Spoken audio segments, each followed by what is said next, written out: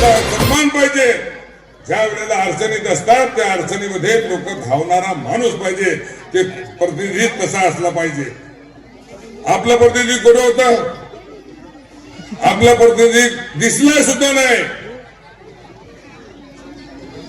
युवक होता ना, धावपळ करत होता. छोटासा बँक आहे, आपल्या अर्बन बँकेचा अध्यक्ष होता शरद मैन.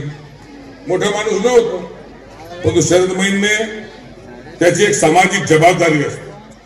त्याला आपल्याकडे काही पद असेल, काही क्षमता असेल, काही करू शकत असेल, अशा वेळेला काही केलं पाहिजे.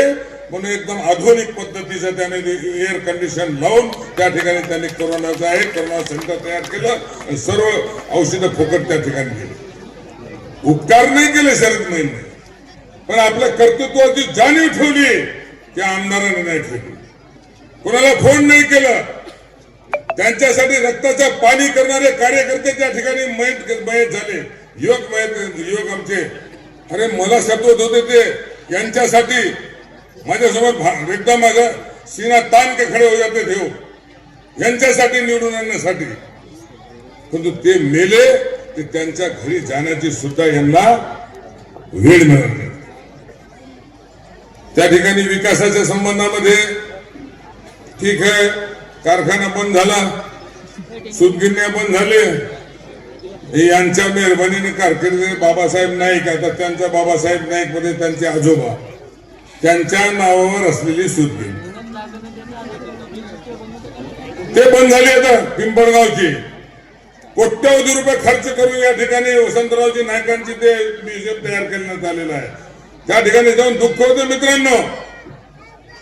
त्यांच्या पुतळ्याला पाहून दुःख होते.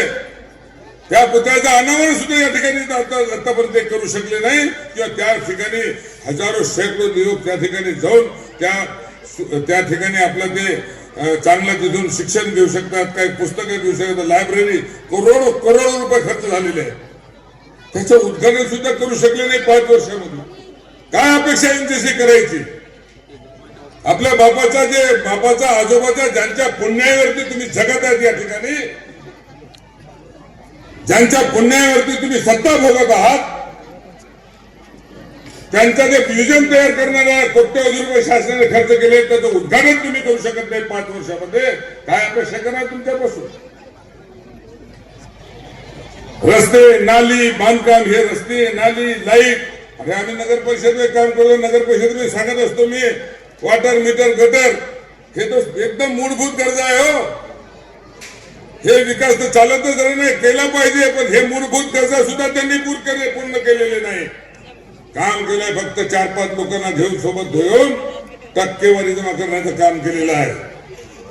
त्यांची गेल्या वेळेला त्यांची निवडणूक लढण्यासाठी पैसे खर्च करण्याची ऐपत नव्हती, परंतु या वर्षी फक्त पैसा आहे ना. गद्दारी करून 50 खोके एकदम ओके. मग त्याच्यानंतर महिना, 2 महिने, 4 महिने खूप गडबड केली. इकडे जातो, तिकडे जातो, इकडे जातो. अजित पवारला जरासा घाबरवलं, म्हणून जितका उपटता येईल ते उपटण्याचं काम केलेलं आहे. फक्त पैसा जमा करण्याशिवाय त्यांनी काही केलेलं नाही. गेल्या वेळची त्याच्या नॉमिनेशन फॉर्म मी पाहिलेला आहे, त्याच्यामध्ये एंट्री नव्हती, परंतु या वर्षी त्याची एंट्री आहे. गुजरातमध्ये 14 एकर जमीन चांगली घेतलेली आहे, म्हणजे गावाला लागून. तर अंदाज घ्या. 5 वर्षामध्ये आपण पाहिलेला युवक होता, पण कोणत्याही पद्धतीची त्यांनी त्या ठिकाणच्या अपेक्षा पूर्ण केलेली नाही. अरे गावागावामध्ये जाऊन चांगल्या पद्धतीने मत मागण्याच्या शेवटी रडीचा डाव त्या ठिकाणी करीत आहेत. आजपर्यंत या ठिकाणी आम्ही कमजोर होतो, छोटे होतो, निवडणुका त्या ठिकाणी लढत होतो, पण एकही वेळ त्यांच्या निवडणुकीच्या माध्यमातून कोणती कारवाई किंवा काही तक्रार त्यांच्या विरुद्ध केलेली नाही. परंतु रोज त्या ठिकाणी त्यांनी तक्रारीचा पाडा केलेला आहे. त्याला काही नाही, पण रोज इकडे शरद मैनच्या उमेदवारीच्या संबंधामध्ये हे असा झाला, तसा झाला. अरे रडीचा डाव कशाला करतात मिस्टर इंद्रनील नाईक? तुम्ही काही केलेलं नाही. बाजूला बसवण्याचा निर्णय लोकांनी घेतलेला आहे. गावागावामध्ये तुम्ही जा, परिवर्तनाची लाट आहे. आणि तुम्हा सर्वांना विनंती करतो की कुठल्याही परिस्थितीमध्ये 20 तारखेला आपलं भविष्य खराब करू नका.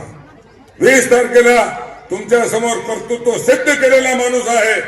डॉक्टर मेमन साहेबांनी आता सांगितलेलं आहे. त्याने त्याचे 25 वर्षाच्या 20 सार्वजनिक कामामध्ये नव्हते, फक्त ते बँकेचे पुरते होते, पण बँकेच्या माध्यमातून सुद्धा सामाजिक सेवेची छान त्याने ठेवलेला माणूस आणि त्या बँकेला प्रगतीवर नेणारा माणूस त्याने आपली कृती त्या ठिकाणी सिद्ध केलेली आहे. दूरदृष्टी पाहिजे.